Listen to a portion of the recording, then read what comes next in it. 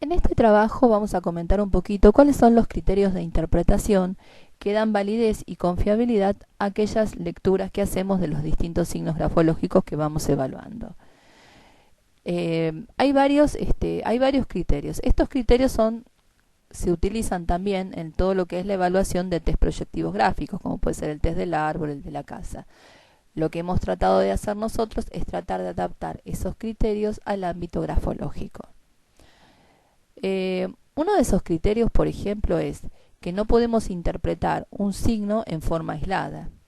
¿Esto qué quiere decir? Por más presente que sea un signo, vamos a suponer, por ejemplo, un gesto tipo como los arpones, ¿no?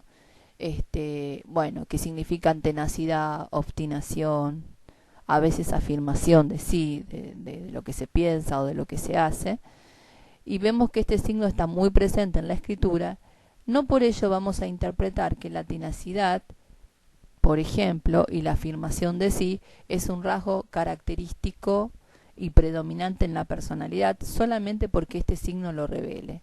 Antiguamente, en sus albores, la grafología interpretaba por ahí que la ausencia de un signo daba a entender que uno no tenía ese rasgo de personalidad.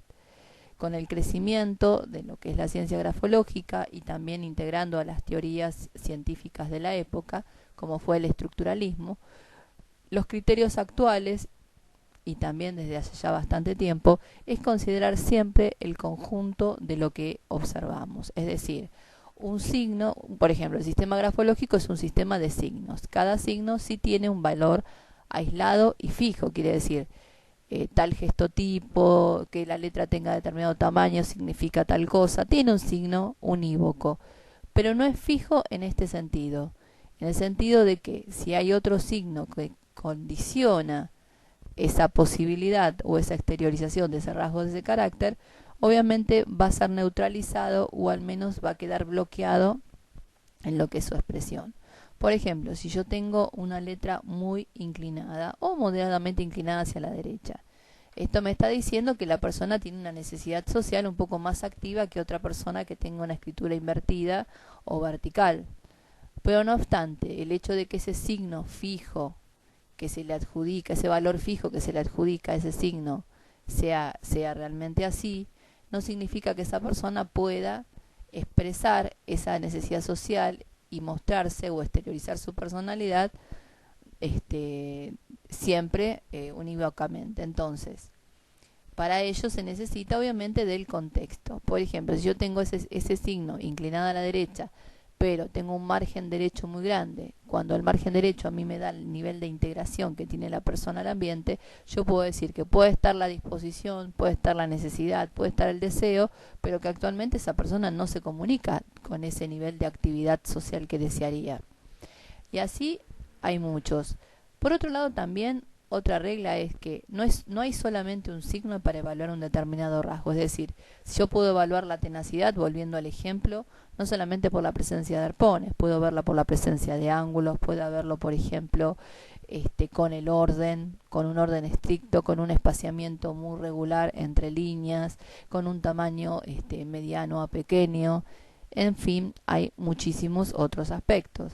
Por eso muchas veces se escucha que bueno, que uno puede leer de un libro y entender, sí, quizás podamos saber que, como decíamos antes, que un determinado signo vale tal cosa. Ahora, lo que no es verdad es que ese signo se va a aplicar de esa forma a la escritura de la persona que estamos analizando. Todas las personas tenemos algo de similar y algo de diferente, entonces cada escritura también tiene esa particularidad.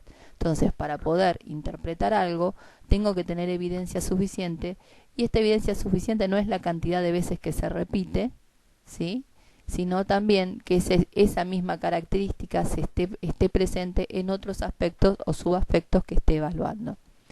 Es por ello que, por ejemplo, a veces el valor de una letra refleja. Nosotros sabemos que en grafología las letras reflejas, como la T, la G, la S, la M, la R, nos dan aspectos puntuales de la personalidad.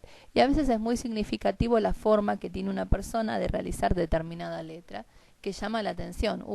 Miramos un texto y qué forma rara tiene la forma que esta persona hace una letra T. Entonces sí, podemos, a lo mejor nos llama la atención, recaemos nuestra observación ahí y hacemos una inferencia. Ahora bien, si esa inferencia no la contextuamos con los aspectos gráficos, los 8 grandes aspectos gráficos en el análisis escritural, que es el tamaño, el orden, la presión, eso como signo aislado podría llevarnos a inducir un rasgo de personalidad que puede en este momento no estar activo. Otro criterio también entonces es tomar, dijimos, el signo en su valor fijo o en su valor característico, pero siempre contextuado al conjunto. También el material gráfico es suficiente. Esto es, yo no puedo analizar, por ejemplo, 3 o 4 líneas, aunque tengan la firma, y con eso pensar que estoy evaluando, que puedo evaluar en profundidad la personalidad. Más allá de que, por ejemplo, esas 3 o 4 líneas estén escritas en una hoja sin renglones, como es lo que necesitamos para una muestra gráfica concreta. Particularmente hace muchos años atrás, generalmente cuando se aprendía grafología, bueno, uno estudiaba a través de un relato espontáneo y que no superara, bueno, con un relato de 3/4 partes de página, digamos como que el grafólogo estaba satisfecho, como que contaba una muestra gráfica suficientemente significativa. Hoy en día, con la complejidad cada vez mayor del ser humano, en cuanto a sus características psicológicas, en función también de una sociedad constantemente en cambios, podemos decir que por lo menos para tener una muestra gráfica confiable debemos contar mínimamente con 2 escritos y en lo ideal 3, 4 o 5 textos espontáneos con distintos tipos de consignas. Por eso siempre recomendamos, por ejemplo, un relato libre, otro relato sobre el test mis manos, otro relato sobre el test yo, y alguna otra forma de como puede ser un completamiento de frases, bueno, que al evaluador se le ocurra en ese momento.